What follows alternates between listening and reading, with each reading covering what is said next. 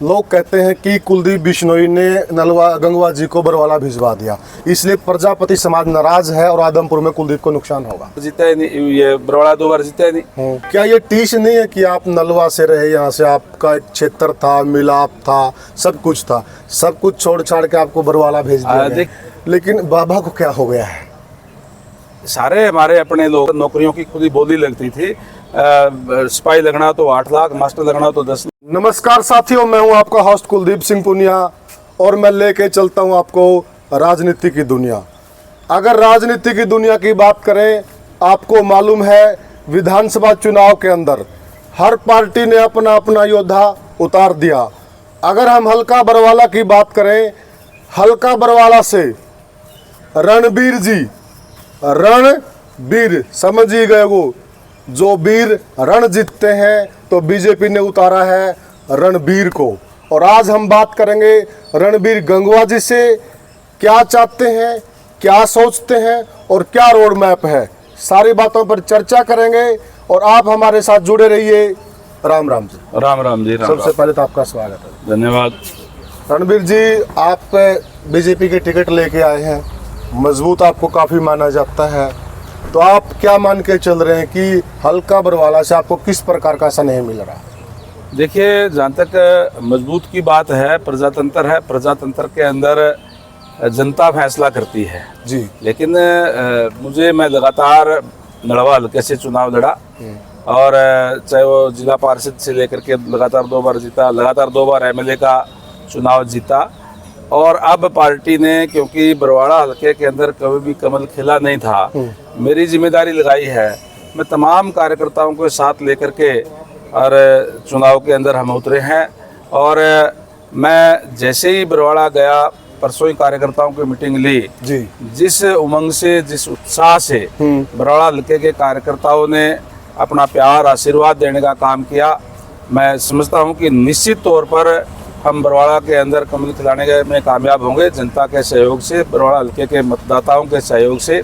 क्योंकि जिस तरीके से, जिस ट्रांसपेरेंसी के साथ आज सरकार चलाने का काम जी भारतीय जनता पार्टी ने लगातार 10 साल से किया है जी, लोग आज चाहते हैं कि नायब सैनी जी एक बार फिर से इस प्रदेश के मुख्यमंत्री बने। क्योंकि उनको थोड़ा टाइम मिला था और 2 महीने का जो टाइम मिला है नायब सैनी जी को, उसमें उन्होंने हरियाणा प्रदेश के लोगों को, दिलों को जीतने का काम किया है।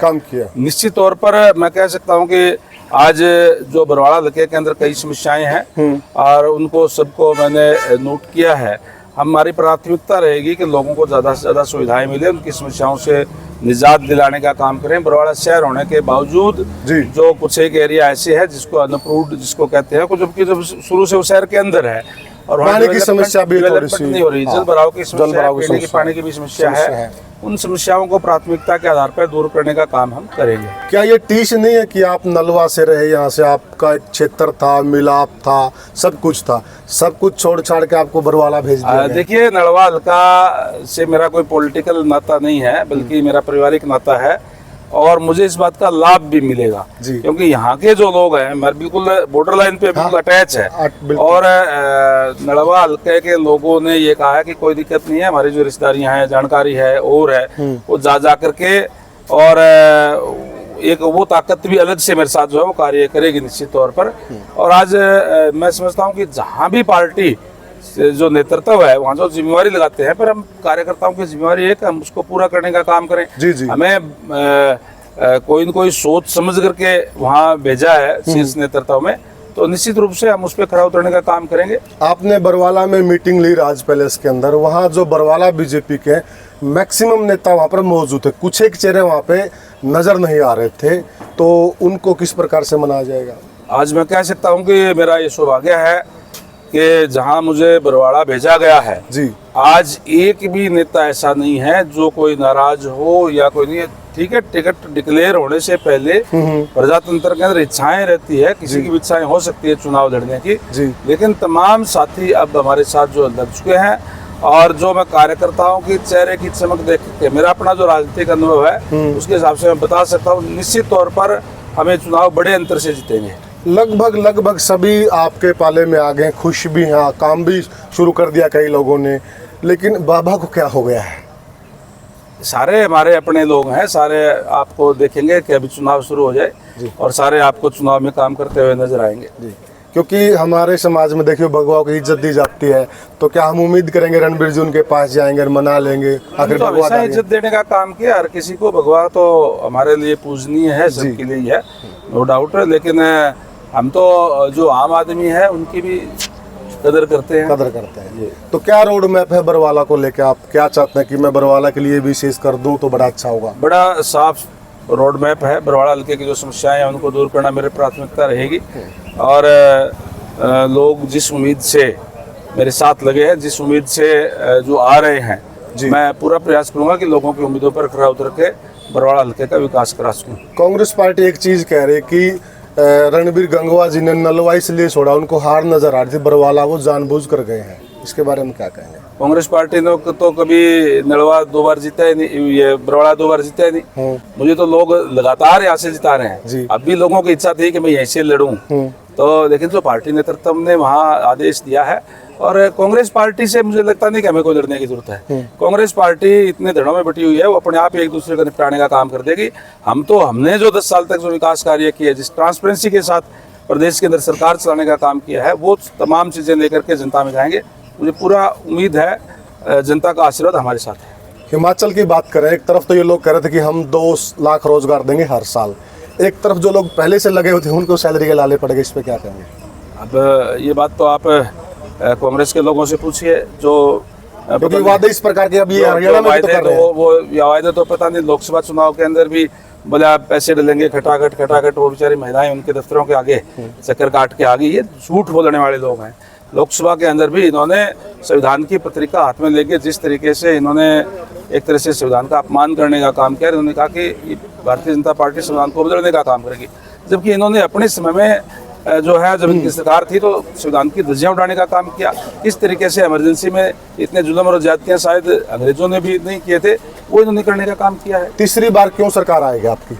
इसलिए आए कि ट्रांसपेरेंसी से हमने जो कार्य किए हैं, लोग युवाओं के अंदर एक विश्वास पैदा करने का काम किया है कि युवा अगर शिक्षित होगा तो अपने दम पे, शिक्षा के दम पे वो सरकारी सेवाओं के अंदर स्थान बना सकता है।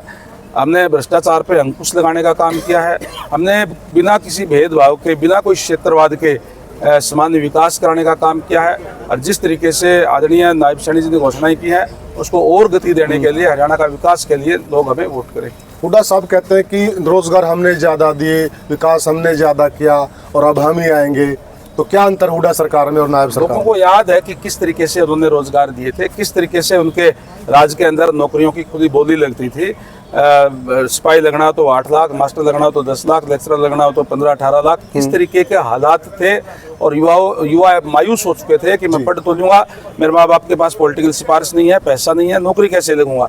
तो उन लोगों को उस समय को भूले नहीं, किस तरीके से जो गरीब लोग हैं उनके ऊपर अत्याचार हुए। मिसपुर कांड लोगों को याद है किस तरीके से हुआ, किस तरीके से गोहाना के अंदर जिंदा जला दिए गए थे दलित समाज के व्यक्ति को, सबको सारा पता है। तो लोग उनको भूले नहीं है।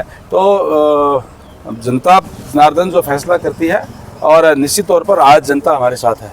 एक आखिरी सवाल, लोग कहते हैं कि कुलदीप बिश्नोई ने नलवा गंगवा जी को बरवाला भिजवा दिया, इसलिए प्रजापति समाज नाराज है और आदमपुर में कुलदीप को नुकसान होगा। देखिए, कोई भी नाराज नहीं है। सारा का सारा मैंने कहा कि आज छत्तीस बिरादरी भारतीय जनता पार्टी के साथ है, और निश्चित रूप से हम एक बार फिर से नायब सैनी जी के नेतृत्व में सरकार बनाएंगे। तो साथियों, ये हमने बात की रणबीर जी से।